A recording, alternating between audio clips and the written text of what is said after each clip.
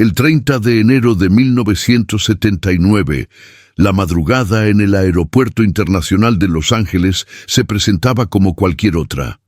Las luces de la pista brillaban contra la oscuridad del cielo californiano, y el sonido rutinario de los motores a reacción llenaba el aire frío de la noche. En medio de esta sinfonía nocturna de la aviación comercial, un Boeing 707 de carga aguardaba pacientemente en la plataforma, listo para emprender un vuelo que se convertiría en uno de los misterios más desconcertantes de la historia de la aviación latinoamericana. La aeronave pertenecía a Varig, la legendaria aerolínea brasileña que había construido su reputación sobre décadas de servicio confiable. El vuelo 967 no era un vuelo de pasajeros ordinario. Era una operación de carga especial, diseñada para transportar algo extraordinariamente valioso a través de miles de kilómetros hasta Río de Janeiro. En las bodegas metálicas de aquel gigante de aluminio descansaban obras de arte cuyo valor superaba los 6 millones de dólares. Una fortuna incluso para los estándares actuales, pero absolutamente astronómica para finales de los años 70. Entre las piezas que ocupaban el espacio de carga se encontraban pinturas de maestros reconocidos mundialmente. Obras que habían sido cuidadosamente embaladas, aseguradas y documentadas para este traslado transatlántico. Cada lienzo representaba no solo un valor monetario incalculable, sino también patrimonio cultural, historia del arte y el trabajo de genios cuyas manos habían dejado de crear siglos atrás. Las cajas de madera reforzada que contenían estos tesoros habían sido cargadas bajo estricta supervisión con protocolos de seguridad que incluían escoltas armados y documentación meticulosa de cada movimiento. El comandante asignado al vuelo 967 era Gilberto Araujo da Silva, un piloto experimentado con miles de horas de vuelo en su bitácora personal. Da Silva conocía el Boeing 707 como la palma de su mano. Había volado esta ruta entre Los Ángeles y Río de Janeiro en numerosas ocasiones, navegando sobre el vasto Océano Pacífico, cruzando América Central y finalmente descendiendo hacia la costa brasileña. Era una ruta larga y exigente, pero absolutamente rutinaria para un profesional de su calibre. Junto a él, el copiloto Miguel Vázquez completaba la dupla en la cabina. Vázquez era un aviador competente, más joven que da Silva, pero igualmente profesional. Los dos hombres habían volado juntos anteriormente y compartían ese entendimiento tácito que solo surge entre tripulantes que confían mutuamente en sus habilidades. En la parte trasera de la aeronave, el ingeniero de vuelo Reinaldo Moura monitoreaba constantemente los sistemas del avión, asegurándose de que cada indicador, cada medidor y cada sistema funcionara dentro de los parámetros normales. La carga había sido completada según el plan. Los manifiestos de carga habían sido firmados, las puertas de la bodega aseguradas con candados especiales y los sellos de seguridad colocados meticulosamente. Las compañías aseguradoras que respaldaban el valor de las obras de arte habían insistido en medidas extraordinarias. Cada pintura había sido fotografiada, catalogada y asegurada individualmente. Los certificados de autenticidad viajaban en documentos separados, guardados en una caja fuerte portátil que también formaba parte del cargamento. El clima aquella noche era favorable. Los meteorólogos habían pronosticado condiciones estables para la mayor parte de la ruta. Habría algunas turbulencias menores al cruzar ciertas zonas montañosas de América Central, pero nada que un Boeing 707 no pudiera manejar con facilidad. La visibilidad era excelente y los vientos en altitud eran benignos. Todos los factores meteorológicos apuntaban hacia un vuelo sin complicaciones. A las 2:43 de la madrugada, hora local de Los Ángeles, el comandante da Silva recibió autorización de la torre de control para iniciar el rodaje hacia la pista de despegue. El pesado carguero comenzó a moverse lentamente, sus ruedas girando sobre el asfalto, mientras los 4 motores turbofan Pratt & Whitney Cota T3D rugían suavemente en ralentí. El Boeing 707, aunque cargado con su preciosa mercancía, estaba muy por debajo de su peso máximo de despegue, lo que garantizaba un ascenso sin problemas. En la torre de control, el controlador aéreo de turno observaba la pantalla de radar mientras guiaba al vuelo 967 hacia su posición de despegue. Todo transcurría según el procedimiento estándar. Las comunicaciones por radio eran claras y profesionales. No había ninguna indicación de problema alguno, ninguna anomalía que pudiera presagiar lo que estaba por venir. El controlador verificó que la pista estuviera despejada y otorgó la autorización final de despegue. A las 2:58 de la madrugada, el comandante da Silva avanzó las palancas de potencia. Los 4 motores respondieron instantáneamente, elevando su rugido hasta convertirse en un trueno controlado. El Boeing 707 comenzó a acelerar por la pista, ganando velocidad con cada segundo que pasaba. Las luces de aproximación pasaban cada vez más rápido a ambos lados de la aeronave. El copiloto Vázquez anunciaba las velocidades de decisión mientras el velocímetro ascendía rápidamente. A los 185 kilómetros por hora, el comandante da Silva tiró suavemente de la columna de control. El morro del Boeing 707 se elevó y las ruedas principales se separaron del asfalto apenas unos segundos después. El vuelo 967 había despegado. La aeronave ganaba altitud de manera constante, ascendiendo hacia la oscuridad del cielo nocturno mientras las luces de Los Ángeles comenzaban a reducirse hasta convertirse en un resplandor distante bajo las alas. El plan de vuelo había sido archivado horas antes. La ruta llevaría al vuelo 967 hacia el sureste sobre el Pacífico Oriental, bordeando la costa mexicana antes de girar hacia el interior sobre América Central. Desde allí cruzaría Colombia, Venezuela y las Guayanas antes de descender hacia Brasil. El tiempo estimado de vuelo era de aproximadamente 12 horas, con una parada técnica programada en la ciudad de Panamá para reabastecerse de combustible. Durante los primeros minutos del vuelo, todo funcionó perfectamente. El comandante da Silva estableció contacto con el control de tráfico aéreo de Los Ángeles, reportando su altitud y rumbo. El avión alcanzó su altitud de crucero inicial de 33,000 pies, sin ningún contratiempo. Los sistemas de navegación funcionaban impecablemente, y el consumo de combustible era exactamente el esperado. En la cabina, los 3 tripulantes realizaban sus tareas con la eficiencia mecánica que surge de años de experiencia. El ingeniero de vuelo Moura escaneaba constantemente su panel de instrumentos: temperatura de los motores, presión de aceite, sistemas hidráulicos, sistemas eléctricos, presurización de cabina. Todo mostraba valores normales. Era un vuelo nocturno rutinario de carga, el tipo de operación que estos profesionales habían realizado cientos de veces anteriormente. No había razón para anticipar que esta noche sería diferente de cualquier otra.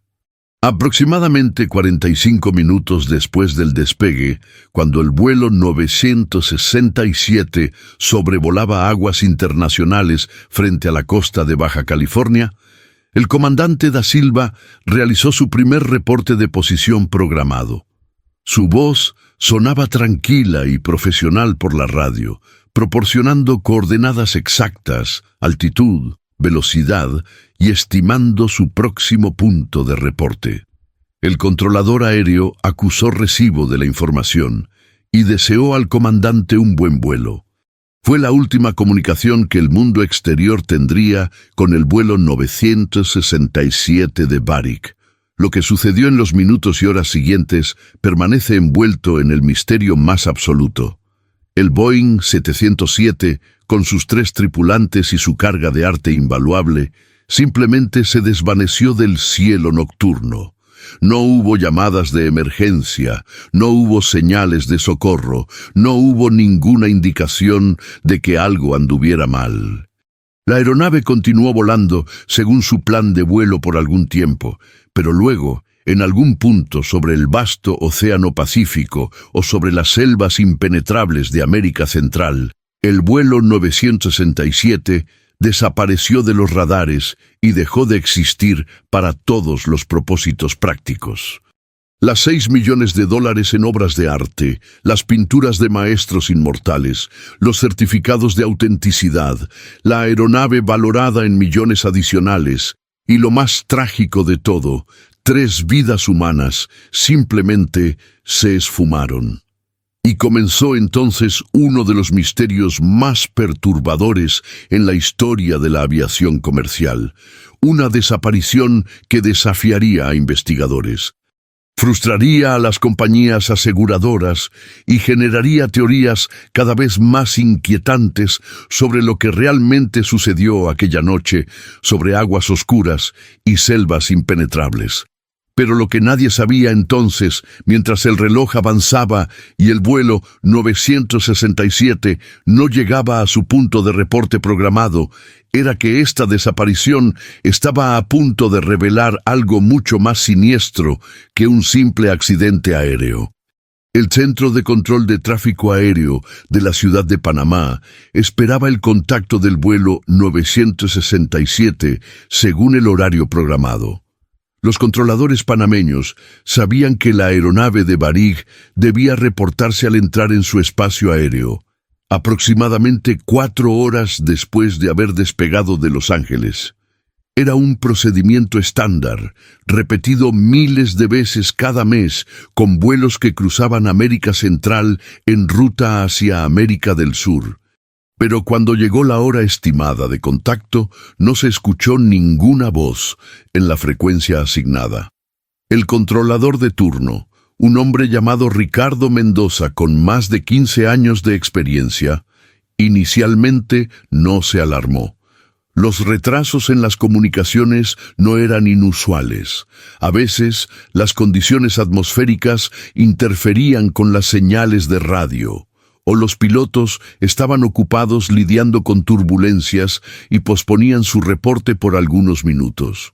Mendoza esperó pacientemente, monitoreando otras aeronaves en su sector, mientras mantenía un oído atento para la llamada del vuelo 967. 5 minutos pasaron, luego 10. Después de 15 minutos sin contacto, Mendoza comenzó a sentir la primera punzada de inquietud.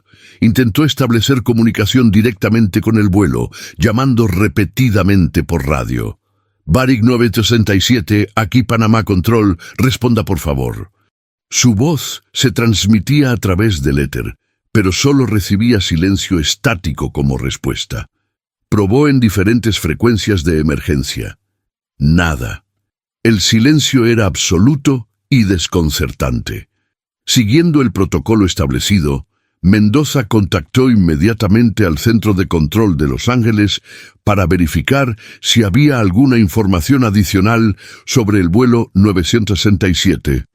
Los controladores californianos confirmaron que la aeronave había despegado según lo programado y había realizado su primer reporte de posición sin ningún problema aparente.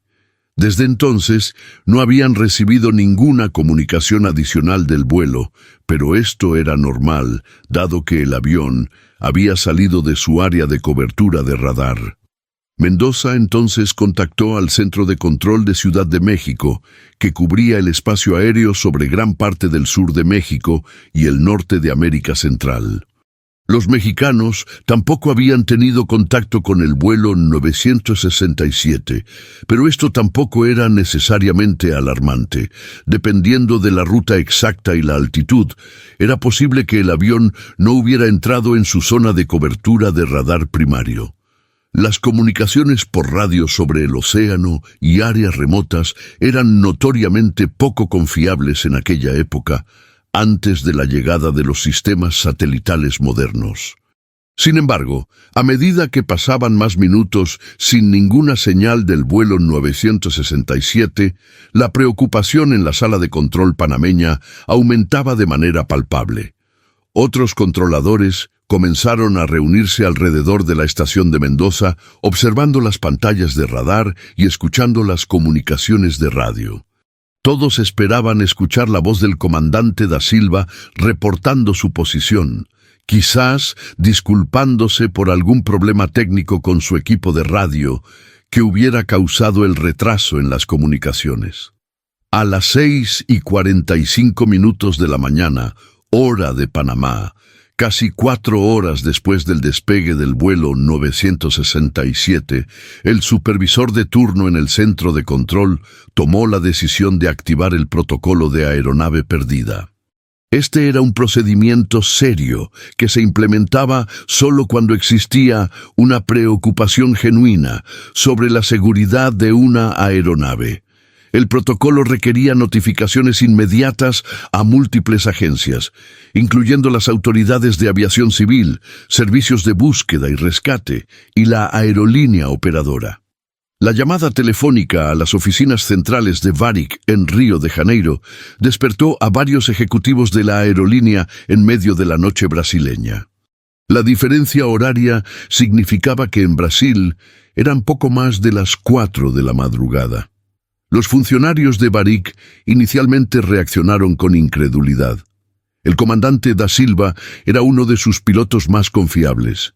El Boeing 707 era una aeronave probada y extremadamente segura, y el clima reportado a lo largo de la ruta había sido favorable.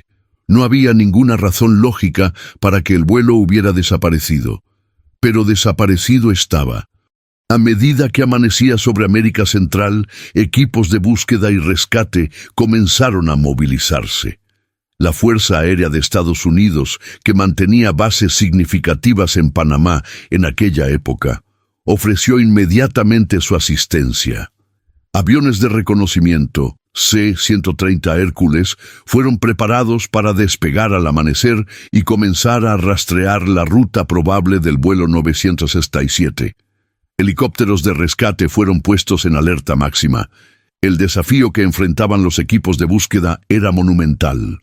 El vuelo 967 podría haber desaparecido en cualquier punto a lo largo de una ruta de miles de kilómetros. Podría estar en el fondo del Océano Pacífico, a kilómetros de profundidad, donde ningún equipo de rescate podría alcanzarlo. Podría haber caído en las selvas densas e impenetrables de América Central, donde la vegetación es tan espesa que puede ocultar completamente los restos de una aeronave a solo metros de distancia. O podría haber llegado más lejos de lo que nadie imaginaba antes de precipitarse en las selvas amazónicas o las montañas andinas. Los primeros aviones de búsqueda despegaron poco después del amanecer. Los C-130 volaron en patrones de búsqueda sistemáticos, cubriendo segmentos de la ruta probable del vuelo 967. Los tripulantes escudriñaban el océano y la selva a través de binoculares de alta potencia, buscando cualquier señal de restos, manchas de combustible en el agua o el destello metálico de aluminio entre los árboles. Las horas pasaban sin ningún descubrimiento. Mientras tanto, en las oficinas de Varig en Río de Janeiro, los ejecutivos enfrentaban una crisis creciente. No solo habían perdido contacto con una de sus aeronaves y 3 tripulantes, sino que la carga que transportaba el vuelo 967 representaba una responsabilidad financiera absolutamente devastadora. Las compañías aseguradoras comenzaron a llamar, exigiendo actualizaciones y detalles sobre qué medidas se estaban tomando para localizar su propiedad asegurada. Los valores involucrados eran asombrosos. Las obras de arte por sí solas estaban aseguradas por $6.100.000, una suma que equivalía a más de $25 millones en términos actuales. La aeronave Boeing 707 tenía un valor adicional de varios millones. Las compañías aseguradoras, que habían emitido pólizas cubriendo tanto el avión como su carga, enfrentaban pérdidas potenciales que podrían desestabilizar sus balances financieros. Los propietarios de las obras de arte también comenzaron a presionar para obtener respuestas. Algunas de las pinturas pertenecían a coleccionistas privados extremadamente adinerados que habían confiado sus tesoros más preciados a Varig para este transporte. Otros cuadros eran propiedad de galerías de arte y museos que los estaban trasladando para exhibiciones o ventas. Cada propietario exigía saber qué había sucedido con su propiedad y cuándo podrían esperar algún tipo de compensación. A medida que transcurrían los primeros días después de la desaparición, la búsqueda se intensificó dramáticamente. Más aeronaves fueron asignadas a la operación de búsqueda. Barcos de la Marina estadounidense y panameña comenzaron a patrullar áreas del Pacífico Oriental donde el avión podría haber caído. Equipos terrestres se adentraron en selvas remotas siguiendo cualquier rumor o reporte de lugareños que hubieran escuchado algo inusual o visto algo extraño en el cielo aquella noche. Los investigadores comenzaron a reconstruir los últimos momentos conocidos del vuelo 967. Analizaron las grabaciones de las comunicaciones de radio entre el comandante Da Silva y el control de tráfico aéreo de Los Ángeles. Cada palabra fue escrutada en busca de alguna pista, algún indicio de que algo estuviera mal. Pero las grabaciones no revelaron nada inusual. La voz de Da Silva sonaba tranquila, profesional, completamente normal. No había ningún tono de preocupación, ninguna mención de problemas técnicos, ninguna indicación de que estuviera a punto de enfrentar una emergencia. Los ingenieros de Boeing fueron consultados sobre posibles fallas catastróficas que podrían haber causado que un 707 desapareciera tan completamente. Discutieron escenarios que incluían fallos estructurales, incendios en la bodega de carga, despresurización explosiva o fallas múltiples de motores. Pero cada escenario tenía problemas. Los Boeing 707 eran aeronaves increíblemente robustas, con múltiples sistemas redundantes. Para que un avión desapareciera tan completamente, sin ninguna llamada de emergencia, requeriría un evento tan catastrófico y repentino que los pilotos no tuvieran tiempo siquiera de transmitir un Mayday. Los expertos en meteorología revisaron todos los datos climáticos disponibles para aquella noche. Examinaron imágenes satelitales, reportes de estaciones meteorológicas terrestres y reportes de pilotos de otras aeronaves que habían volado rutas similares. Aunque había algunas áreas de turbulencia menor, nada sugería condiciones lo suficientemente severas como para derribar un avión comercial moderno. No había tormentas significativas, no había formaciones de hielo peligrosas, no había vientos cortantes extremos. Conforme la primera semana después de la desaparición llegaba a su fin sin ningún rastro del vuelo 967, una sensación de pesadumbre comenzó a asentarse sobre todos los involucrados en la búsqueda. Las familias de los 3 tripulantes se aferraban a la esperanza cada vez más tenue de que sus seres queridos pudieran haber sobrevivido de alguna manera. Quizás el avión había realizado un aterrizaje de emergencia en alguna pista remota.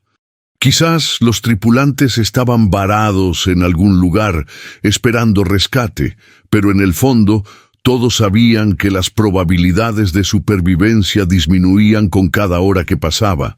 Y entonces, justo cuando parecía que el misterio del vuelo 967 nunca sería resuelto, llegó la primera pista genuina, una información que transformaría completamente la naturaleza de la investigación y revelaría que esta no había sido una tragedia aérea ordinaria. La primera pista concreta llegó de una fuente completamente inesperada. 11 días después de la desaparición del vuelo 967, un empleado administrativo de una compañía de seguros en la Ciudad de México estaba revisando rutinariamente reclamaciones recientes cuando notó algo extraordinariamente extraño. Una pequeña galería de arte en el barrio de Polanco había presentado una reclamación por daños a una pintura supuestamente transportada en el vuelo perdido de Varig. Lo que despertó la alarma del empleado fue un detalle técnico aparentemente insignificante en el papeleo de la reclamación. El empleado, cuyo nombre era Héctor Ruiz y cuya meticulosidad llegaría a ser crucial para desentrañar este misterio, notó que la fecha del sello de entrada en la documentación aduanera de la pintura no coincidía con las fechas del vuelo 967. Según los documentos presentados por la galería, la obra había sido recibida 3 días antes de que el vuelo de Varig siquiera despegara de Los Ángeles. Esto era imposible si la pintura realmente había estado en el avión desaparecido. Ruiz inmediatamente escaló esta irregularidad a sus superiores. La compañía de seguros contactó a las autoridades mexicanas, quienes a su vez notificaron a la Interpol y al FBI estadounidense. Lo que inicialmente parecía ser un simple error administrativo, rápidamente se transformó en algo mucho más siniestro. Cuando los investigadores visitaron la galería de arte en Polanco, descubrieron que había cerrado abruptamente apenas unos días después de presentar la reclamación de seguro. El propietario había desaparecido sin dejar rastro. Esta revelación cambió fundamentalmente la naturaleza de la investigación. Lo que había comenzado como una búsqueda de una aeronave perdida se convirtió en una investigación criminal a gran escala. Si una de las obras de arte, supuestamente en el vuelo 967, nunca había estado realmente a bordo, entonces surgía una pregunta aterradora. ¿Cuántas otras piezas tampoco habían estado en el avión? Los investigadores comenzaron a examinar meticulosamente cada aspecto del manifiesto de carga del vuelo 967. Contactaron a cada propietario registrado de las obras de arte que supuestamente habían sido transportadas, y lo que descubrieron fue absolutamente asombroso. De las 18 pinturas principales listadas en el manifiesto de carga, los investigadores pudieron confirmar definitivamente que al menos 7 nunca habían estado realmente en el avión. Estas obras habían sido sustituidas por falsificaciones o por cajas vacías diseñadas para tener el peso correcto. El descubrimiento generó ondas de shock a través de la comunidad internacional de arte y seguros. Se hizo evidente que el vuelo 967 había sido víctima de un elaborado fraude de seguros, posiblemente el más audaz en la historia de la aviación comercial hasta ese momento. Pero esto generaba preguntas aún más perturbadoras. Si el cargamento había sido parcial o totalmente fraudulento, entonces, ¿qué había sucedido realmente con el avión y sus 3 tripulantes? El FBI estableció un grupo de trabajo especial para investigar el caso. Agentes especializados en fraude de arte y crimen organizado se unieron a investigadores de la Administración Federal de Aviación. El grupo de trabajo comenzó a reconstruir minuciosamente los eventos que condujeron al vuelo 967, examinando cada documento, entrevistando a cada persona que había estado involucrada en preparar la carga y organizar el vuelo. Lo que emergió de estas investigaciones fue una red de complicidad que se extendía a través de múltiples países y organizaciones. Los investigadores descubrieron que varios empleados de la terminal de carga en el aeropuerto de Los Ángeles habían sido sobornados. Estos trabajadores habían permitido que cajas selladas y certificadas fueran abiertas y su contenido reemplazado con falsificaciones o lastre. Los sellos de seguridad habían sido duplicados con tal precisión que era virtualmente imposible detectar la manipulación sin una inspección extremadamente detallada. Los manifiestos de carga habían sido falsificados con un nivel de sofisticación que sugería la participación de personas con conocimiento interno de los procedimientos de Varik. Las firmas habían sido forjadas expertamente. Los números de serie y códigos de seguimiento coincidían perfectamente con los sistemas de la aerolínea. Quien hubiera orquestado este fraude tenía acceso a información confidencial y comprensión detallada de cómo funcionaban los protocolos de seguridad. Pero la pregunta más perturbadora de todas permanecía sin respuesta. ¿Qué había sucedido con el Boeing 707 y su tripulación? Si el fraude del cargamento había sido completado antes del despegue, entonces la desaparición del avión se volvía aún más misteriosa. Había varias posibilidades, cada una más inquietante que la anterior. Una teoría era que la desaparición del avión había sido completamente coincidental con el fraude. Quizás el vuelo 967 realmente había sufrido algún tipo de catástrofe mecánica o había encontrado condiciones climáticas inesperadas que causaron su destrucción. Los perpetradores del fraude simplemente habían tenido una suerte macabra al planear su esquema justo cuando el avión que transportaba su carga fraudulenta desapareció por razones completamente no relacionadas. Pero los investigadores consideraban esta teoría altamente improbable. La coincidencia sería demasiado extraordinaria. En cambio, comenzaron a explorar posibilidades mucho más siniestras. Una teoría creciente sugería que la desaparición del vuelo 967 había sido deliberada, parte del plan criminal desde el principio. Si el avión nunca llegaba a su destino, nadie podría inspeccionar la carga y descubrir el fraude. Las compañías aseguradoras se verían obligadas a pagar las reclamaciones basándose en los manifiestos falsificados. Esta teoría implicaba algo verdaderamente aterrador, que el comandante Da Silva y su tripulación habían sido cómplices en el crimen, o peor aún, que habían sido víctimas inocentes de un plan que requería su eliminación. Los investigadores comenzaron a examinar minuciosamente los antecedentes y las finanzas de los tres tripulantes. Buscaban cualquier evidencia de problemas económicos que pudieran haberlos hecho susceptibles al soborno o conexiones con organizaciones criminales. El comandante Gilberto Araujo da Silva había trabajado para Varik durante 18 años. Su registro de vuelo era impecable. No había ninguna marca negra en su expediente, ninguna violación de regulaciones, ningún incidente de seguridad. Su situación financiera era estable. Vivía modestamente pero cómodamente con su esposa e hijos en un barrio de clase media en Río de Janeiro. No había evidencia de deudas significativas o problemas económicos. El copiloto Miguel Vázquez presentaba un perfil similar. Había sido contratado por Varik 6 años antes y había ascendido constantemente a través de las filas.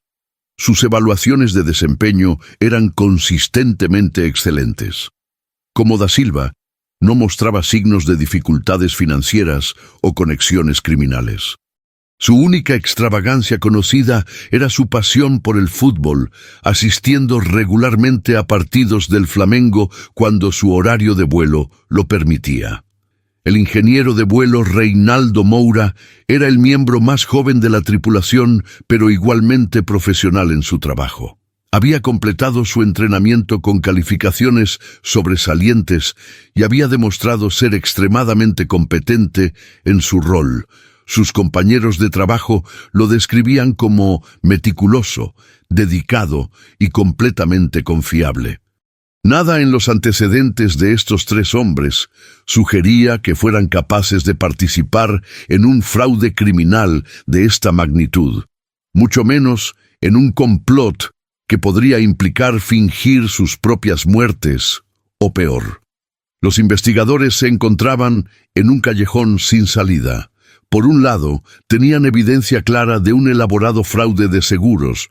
Por otro lado, no tenían ninguna explicación satisfactoria de qué había sucedido con la aeronave y su tripulación. La búsqueda física del avión continuaba, aunque con recursos decrecientes a medida que pasaban las semanas. Los equipos de búsqueda habían cubierto miles de kilómetros cuadrados de océano y selva sin encontrar ningún rastro del Boeing 707. Era como si el avión hubiera sido borrado de la existencia. No había restos flotantes, no había manchas de combustible, no había señales de radiobalizas de emergencia, absolutamente nada. Las familias de los tripulantes existían en un limbo doloroso. Sin cuerpos, sin restos del avión, sin evidencia definitiva de qué había sucedido, no podían tener cierre. La posibilidad de que sus seres queridos hubieran estado involucrados en un crimen añadía una capa adicional de anguish a su dolor. Defendían vigorosamente la inocencia y profesionalismo de los pilotos, rechazando cualquier sugerencia de complicidad criminal.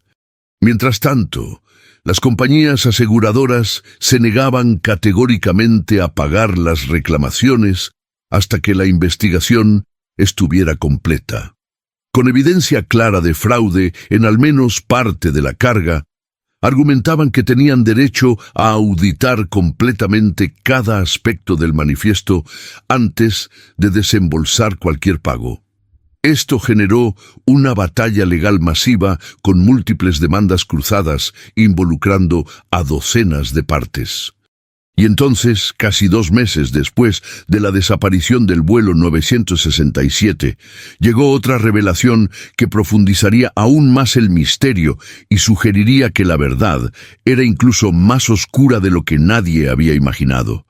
El 28 de marzo de 1979, un pescador local llamado Carlos Mendoza estaba navegando su pequeña embarcación en aguas costeras cerca de Acapulco, México, cuando su red de pesca se enganchó en algo pesado sumergido en el fondo marino.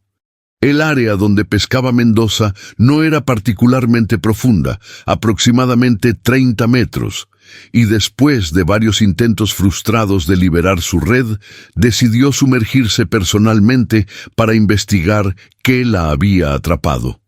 Lo que Carlos Mendoza encontró en el fondo del océano cambiaría completamente la dirección de la investigación del vuelo 967. Parcialmente enterrada en el lodo del fondo marino y cubierta de vida marina, Mendoza encontró una caja metálica de aproximadamente 1 metro de largo. La caja estaba sellada con candados industriales y llevaba marcas de identificación que incluían el logotipo de Varig y números de serie que correspondían al manifiesto de carga del vuelo 967.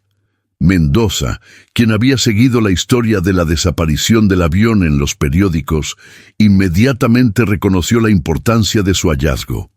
Después de varios intentos, logró liberar la caja del lodo y llevarla a la superficie.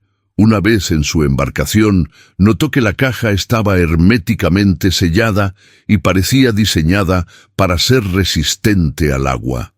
Sin intentar abrirla, Mendoza navegó directamente al puerto más cercano y contactó a las autoridades.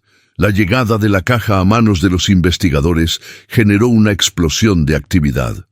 El FBI y las autoridades mexicanas establecieron inmediatamente un perímetro alrededor del área donde Mendoza había hecho su descubrimiento.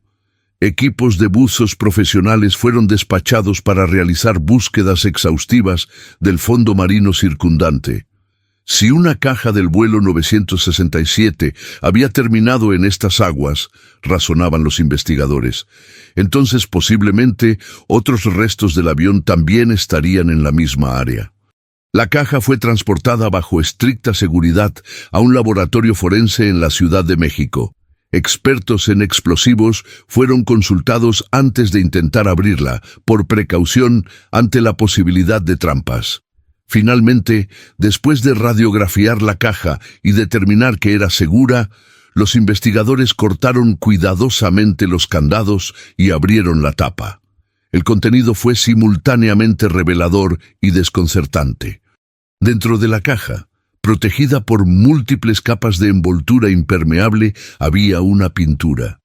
Pero no era una de las obras maestras valoradas en millones que supuestamente habían estado en el manifiesto de carga del vuelo 967.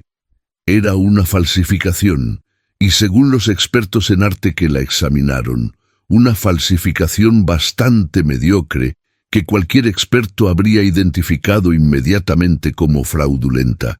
Junto a la falsificación había documentos, certificados de autenticidad forjados, pólizas de seguro y, más inquietantemente, lo que parecía ser un plan detallado. Los documentos estaban dañados por el agua, pero aún legibles en gran parte, y lo que revelaban era un esquema criminal de una audacia y complejidad asombrosas. Los documentos indicaban que el plan original había sido mucho más ambicioso que simplemente sustituir algunas pinturas y reclamar el seguro. Los perpetradores habían planeado hacer que el vuelo 967 desapareciera deliberadamente, pero no destruyéndolo. En cambio, el avión debía desviarse de su ruta programada, aterrizar en una pista clandestina en algún lugar de América Central o México, donde la carga real, las pinturas auténticas que valían millones, serían descargadas y transportadas al mercado negro internacional de arte. El Boeing 707 luego despegaría nuevamente, pero con su carga reemplazada por cajas que contenían falsificaciones y lastre. La aeronave continuaría hacia algún punto sobre el océano donde sería deliberadamente estrellada, preferiblemente en aguas profundas donde sería imposible recuperar los restos. Los 3 tripulantes supuestamente morirían en el accidente, pero según sugería el plan, en realidad habrían abandonado el avión antes del estrellamiento, posiblemente en paracaídas o después de aterrizar brevemente. Era un plan digno de una película de Hollywood, excepto que aparentemente se había ejecutado en la vida real. Los perpetradores habrían terminado con las pinturas auténticas para vender en el mercado negro, mientras simultáneamente reclamaban millones en pagos de seguros por las obras perdidas en el accidente aéreo. Sería el crimen perfecto si todo hubiera salido según el plan, pero claramente algo había salido terriblemente mal. La presencia de esta caja en el fondo del océano, con documentos incriminatorios y una falsificación, sugería que el plan se había desmoronado en algún punto crítico. Los investigadores teorizaban que quizás había habido una disputa entre los conspiradores, o que algo había ido mal durante la ejecución del plan, llevando a alguien a deshacerse de evidencia, arrojándola al océano. Las búsquedas submarinas intensivas en el área donde Mendoza había encontrado la caja continuaron durante semanas. Los buzos exploraban metódicamente el fondo marino, utilizando sonares y detectores de metales. Y sus esfuerzos fueron recompensados con descubrimientos adicionales que pintaban un cuadro cada vez más claro y perturbador. A aproximadamente 2 kilómetros de donde se había encontrado la primera caja, los buzos localizaron restos metálicos que fueron identificados positivamente como fragmentos de un Boeing 707. Los números de serie en algunos componentes coincidían con los registros del avión de Varig. Pero lo extraño era que los restos no mostraban patrones de daño consistentes con un impacto de alta velocidad contra el agua. No había la deformación masiva y el desgarramiento que se esperaría si un avión de pasajeros hubiera caído del cielo a velocidad de crucero. En cambio, el daño parecía más consistente con una explosión deliberada. Los bordes de los fragmentos metálicos mostraban señales de haber sido volados hacia afuera por una fuerza explosiva. Expertos en accidentes aéreos que examinaron los restos llegaron a una conclusión escalofriante. El Boeing 707 no había caído accidentalmente. Había sido destruido intencionalmente, probablemente por explosivos colocados estratégicamente en la estructura del avión. Este descubrimiento transformó la investigación de un caso de fraude de seguros en un caso de asesinato múltiple. Si el avión había sido destruido deliberadamente, entonces los 3 tripulantes habían sido asesinados, a menos que de alguna manera hubieran abandonado la aeronave antes de la explosión.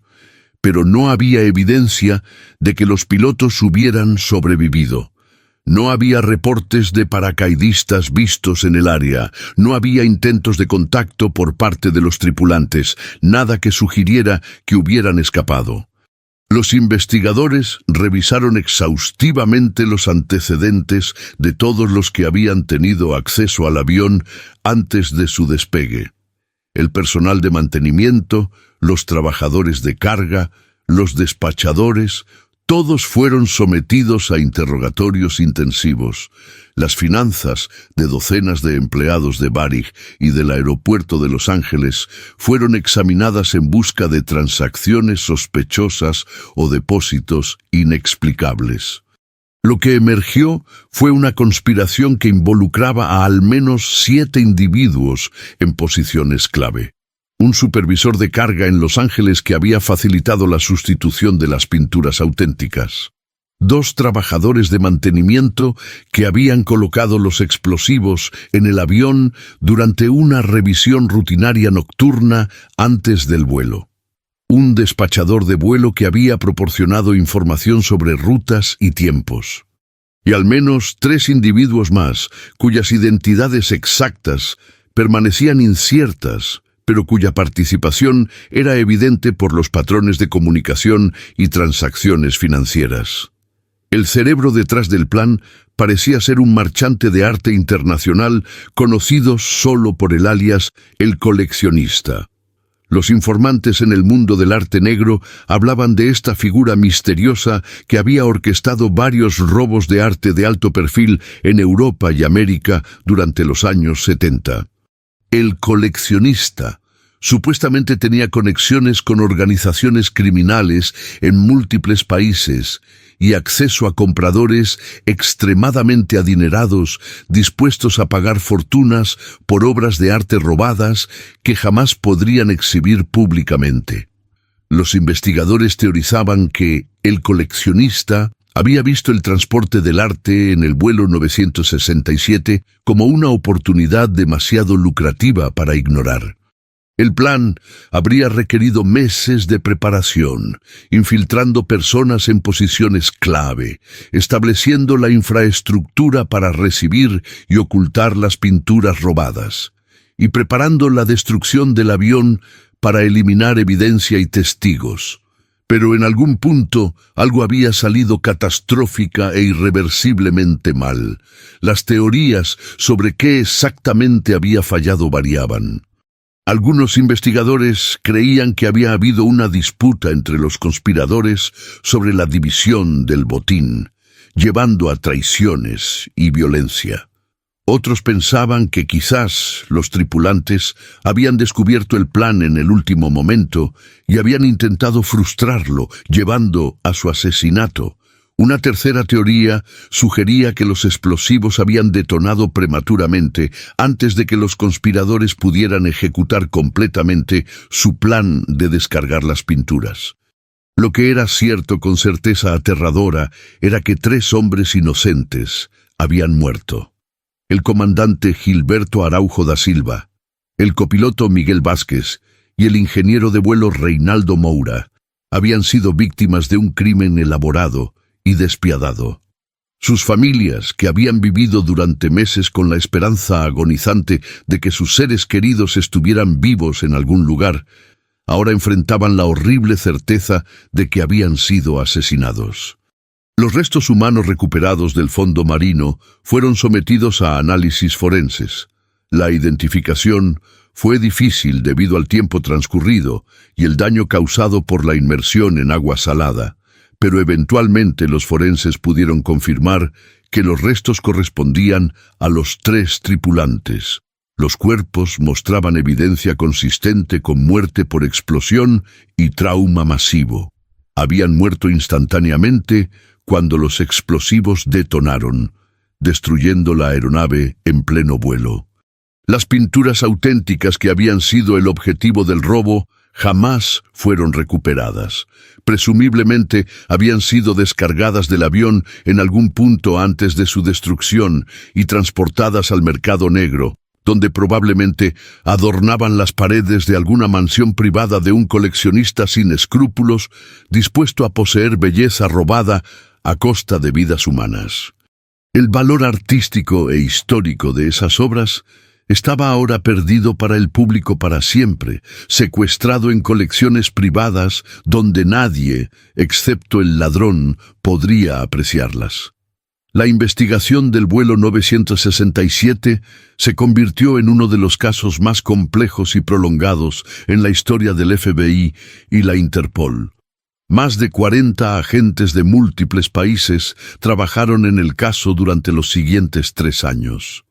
La red criminal que habían descubierto se extendía a través de 4 continentes e involucraba a individuos en Estados Unidos, México, Brasil, Francia y Suiza. Las primeras detenciones se produjeron 6 meses después del descubrimiento de los restos del avión. 3 trabajadores del Aeropuerto Internacional de Los Ángeles fueron arrestados y acusados de conspiración, fraude y asesinato. Bajo interrogatorio intensivo y enfrentando décadas de prisión, uno de los acusados, un supervisor de carga llamado Robert Mitchell, aceptó cooperar con los fiscales a cambio de una sentencia reducida. El testimonio de Mitchell proporcionó a los investigadores su primera visión completa de cómo se había orquestado el crimen. Mitchell describió cómo había sido contactado casi un año antes del vuelo 967 por un intermediario que ofrecía sumas extraordinarias de dinero a cambio de ayuda con un proyecto especial. Inicialmente, Mitchell afirmó que no tenía idea de la magnitud real del crimen que estaba ayudando a facilitar. Le habían dicho que solo estaba facilitando un pequeño fraude de seguros, sustituyendo algunas pinturas por copias. Solo más tarde, según su testimonio, Mitchell comprendió que el plan involucraba la destrucción completa del avión. Para entonces, afirmó, estaba demasiado involucrado para retirarse. Los organizadores le habían dejado claro que si intentaba abandonar o informar a las autoridades, él y su familia enfrentarían consecuencias graves. Mitchell había recibido $50,000 en pagos por su participación, dinero que había gastado en un automóvil nuevo y vacaciones, transacciones que eventualmente ayudaron a los investigadores a rastrearlo. El testimonio de Mitchell llevó a la identificación de otros conspiradores. Los 2 trabajadores de mantenimiento que habían colocado los explosivos en el Boeing 707 fueron localizados y arrestados.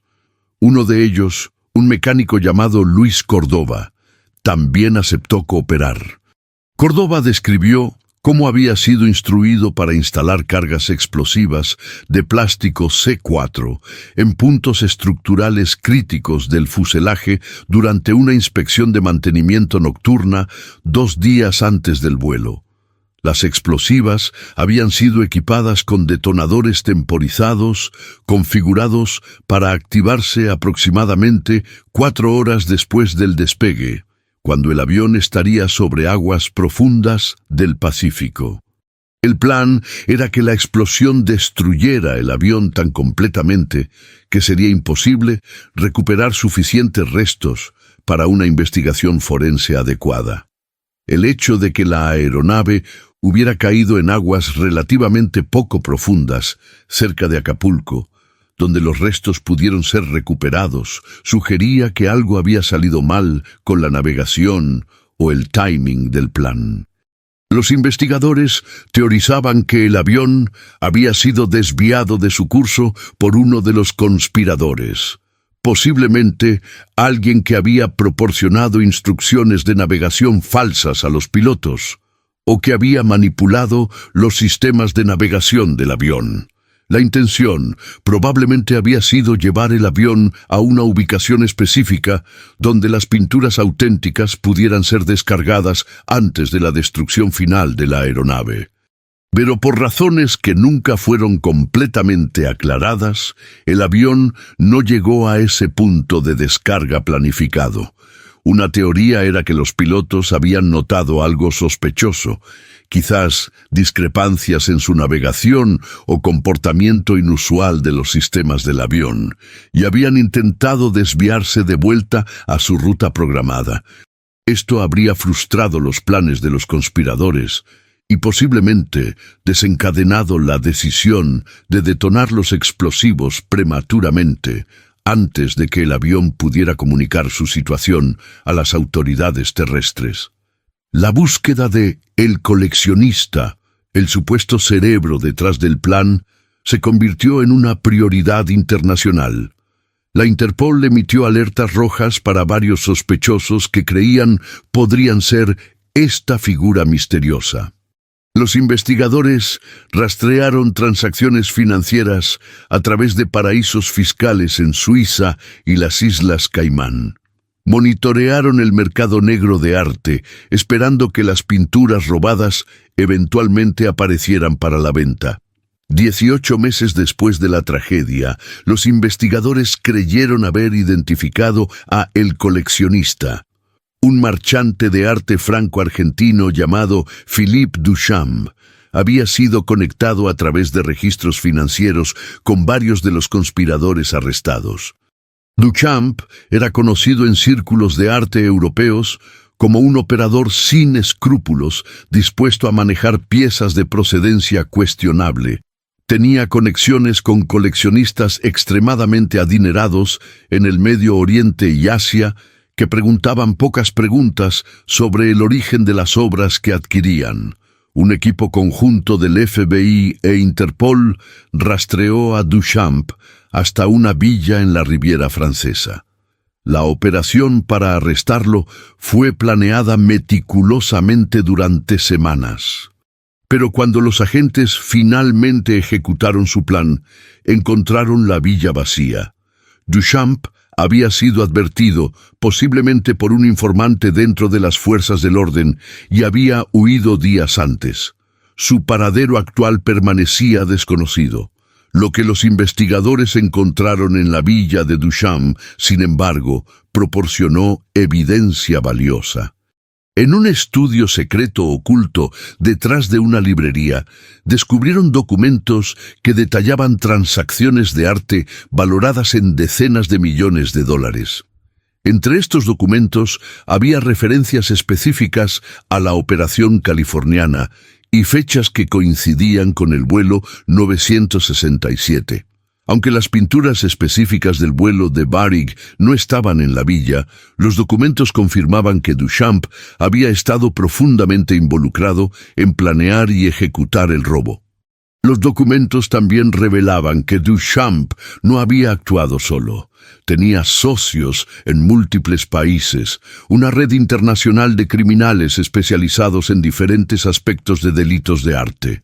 Había expertos en crear falsificaciones convincentes, logísticos que podían mover obras robadas a través de fronteras internacionales, y blanqueadores de dinero que podían transformar ganancias criminales en activos legítimos.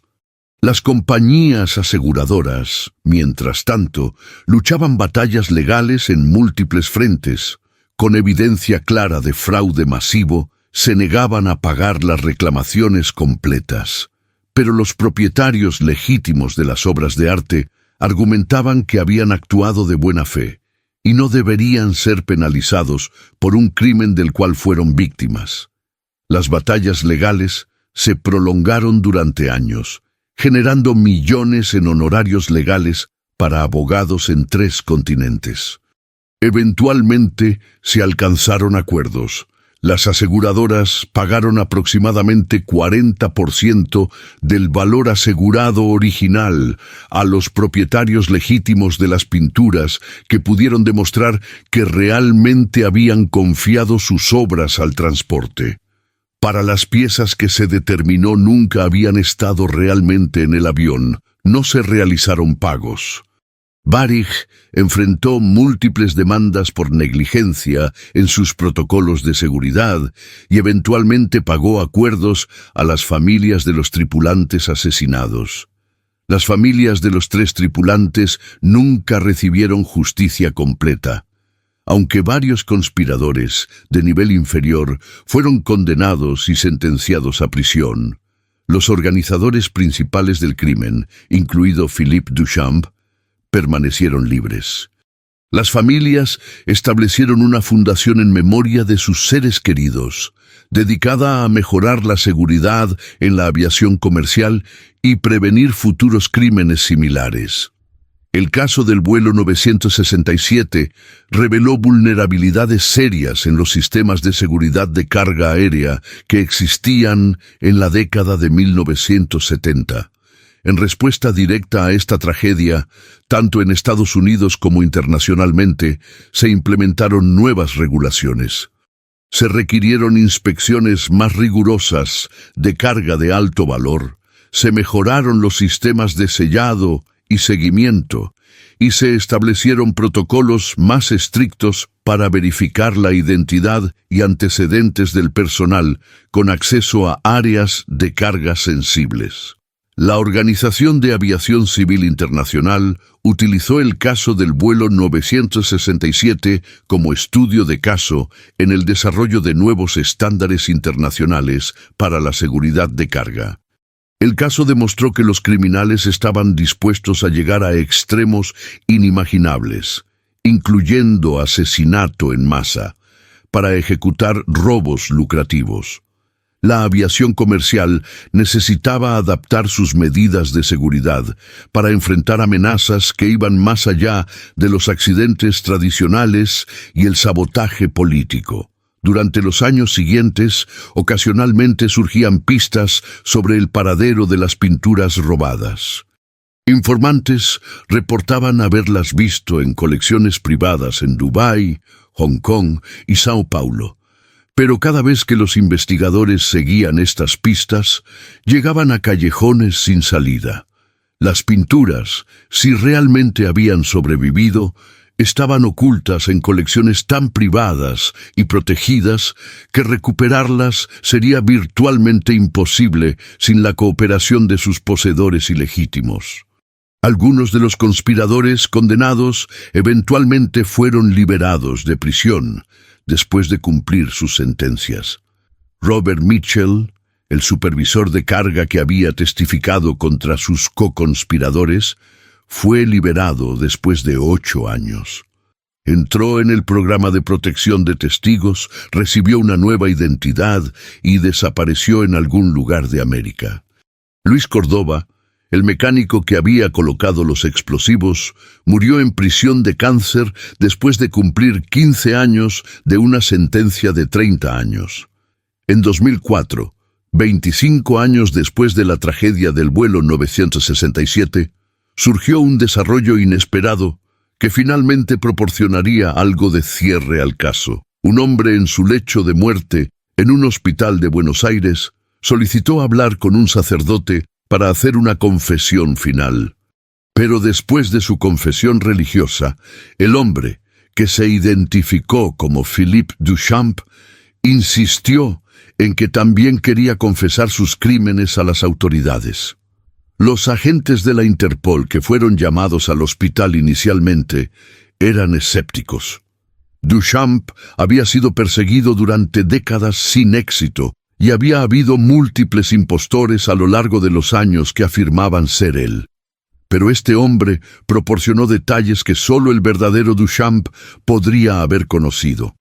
Detalles sobre la planificación del robo del vuelo 967, nombres de conspiradores que nunca habían sido públicos y ubicaciones de reuniones secretas que solo los participantes directos habrían conocido.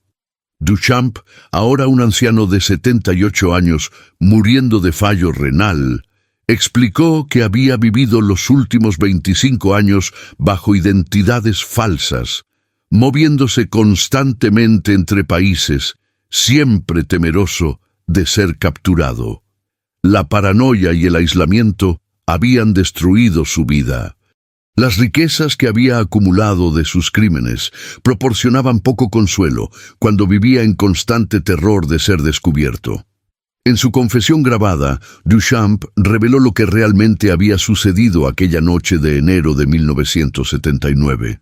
Confirmó que había orquestado el robo y que el plan original había sido desviar el avión a una pista de aterrizaje clandestina en las montañas de Guatemala, donde la carga sería descargada. El Boeing 707 luego despegaría nuevamente y sería destruido sobre el océano con los tripulantes aún a bordo. Pero algo había salido terriblemente mal. El piloto contratado para guiar remotamente los sistemas de navegación del avión hacia la pista guatemalteca había cometido un error fatal en sus cálculos. En lugar de llevar el avión hacia el interior, las coordenadas falsas habían dirigido el Boeing 707 hacia el sur, más cerca de la costa mexicana de lo planeado. Cuando los conspiradores se dieron cuenta del error, ya era demasiado tarde.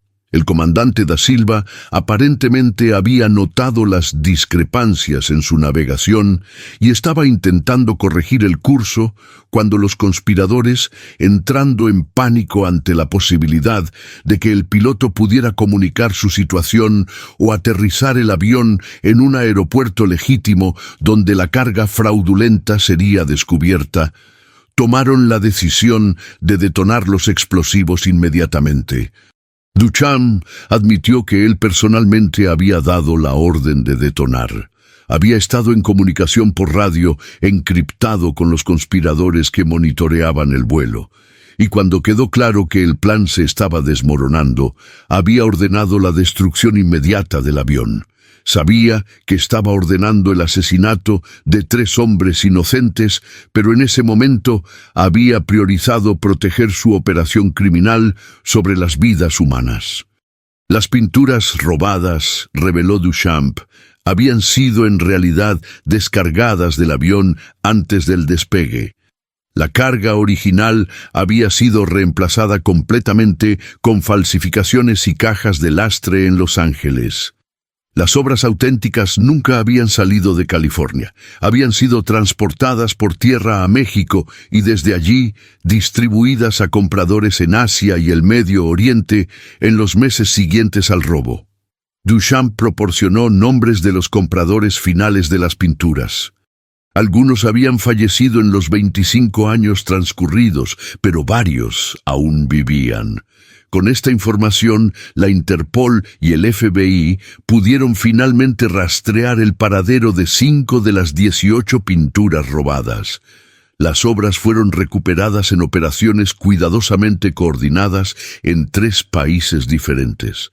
Las pinturas recuperadas fueron autenticadas por expertos en arte y eventualmente devueltas a sus propietarios legítimos o sus herederos.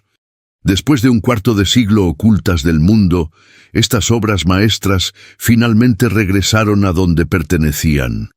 3 de las pinturas fueron donadas a museos públicos por sus propietarios, para que el mundo pudiera disfrutar del arte que había costado vidas tan preciosas. Las 13 pinturas restantes nunca fueron recuperadas. Presumiblemente siguen colgadas en colecciones privadas en algún lugar del mundo. Su belleza apreciada por propietarios que saben que poseen arte robado, manchado con sangre. Duchamp afirmó no recordar los nombres de todos los compradores. y muchos registros habían sido destruidos en sus décadas de huida. Duchamp murió 3 días después de su confesión, antes de que pudiera ser formalmente acusado o enfrentar juicio. Su muerte le negó a las familias de las víctimas la oportunidad de ver al principal arquitecto del crimen enfrentar justicia en una corte. Pero su confesión al menos proporcionó respuestas a preguntas que habían atormentado a los sobrevivientes durante décadas. El caso del vuelo 967 de Varig permanece como uno de los crímenes más audaces en la historia de la aviación. Representa la convergencia de ambición criminal, codicia desenfrenada y la disposición de algunos individuos a cometer asesinato por ganancia material. El crimen expuso vulnerabilidades en los sistemas de seguridad de la aviación que han sido abordadas pero que requieren vigilancia constante. El legado de los 3 tripulantes asesinados, el comandante Gilberto Araujo da Silva, el copiloto Miguel Vázquez y el ingeniero de vuelo Reinaldo Moura, vive a través de las mejoras en seguridad de la aviación que su trágica muerte ayudó a inspirar. La fundación establecida en su memoria ha proporcionado becas a docenas de jóvenes aviadores y ha financiado investigación en tecnologías de seguridad de aviación. Para las familias que perdieron a sus seres queridos aquella noche de enero de 1979, nunca habrá cierre completo. Pero la recuperación de algunas de las pinturas y la confesión final de Duchamp proporcionaron al menos alguna medida de justicia. El mundo finalmente conocía la verdad sobre lo que había sucedido al vuelo 967, por terrible que fuera esa verdad. La historia del vuelo 967 nos recuerda que detrás de cada estadística de aviación, detrás de cada número de vuelo, hay vidas humanas reales. Profesionales dedicados que confían sus vidas a la seguridad de sus aeronaves y la integridad de quienes las mantienen y cargan. La traición de esa confianza por parte de los conspiradores del vuelo 967 representa una de las violaciones más graves de los principios fundamentales que hacen posible la aviación comercial moderna. Hoy, cuando volamos en aviones comerciales, rara vez pensamos en los innumerables controles de seguridad, las múltiples capas de verificación y los protocolos estrictos que protegen cada vuelo. Muchos de esos protocolos existen gracias a tragedias como la del vuelo 967, lecciones aprendidas a un costo terrible en vidas humanas y patrimonio cultural. Si esta historia te ha impactado, si te ha hecho reflexionar sobre los misterios oscuros que a veces acechan detrás de las desapariciones de aeronaves, entonces te invito a suscribirte a este canal. Aquí exploramos las historias más fascinantes y perturbadoras de la aviación y los aeropuertos, casos que revelan tanto la vulnerabilidad como la resiliencia del sistema de transporte aéreo que conecta nuestro mundo. Déjame en los comentarios qué otros casos de misterios de aviación te gustaría que investigue. Hay tantas historias por contar, tantos misterios por explorar, y cada uno ofrece lecciones importantes sobre seguridad, crimen y la condición humana. No olvides activar la campanita de notificaciones para que no te pierdas ningún nuevo episodio de estas historias de aeropuertos. Y si conoces a alguien que comparte tu fascinación por estos misterios de la aviación, comparte este video con ellos. El vuelo 967 de Varig desapareció hace más de 4 décadas, pero su historia permanece como un recordatorio sombrío de que en el mundo de la aviación comercial, la vigilancia eterna es el precio de la seguridad.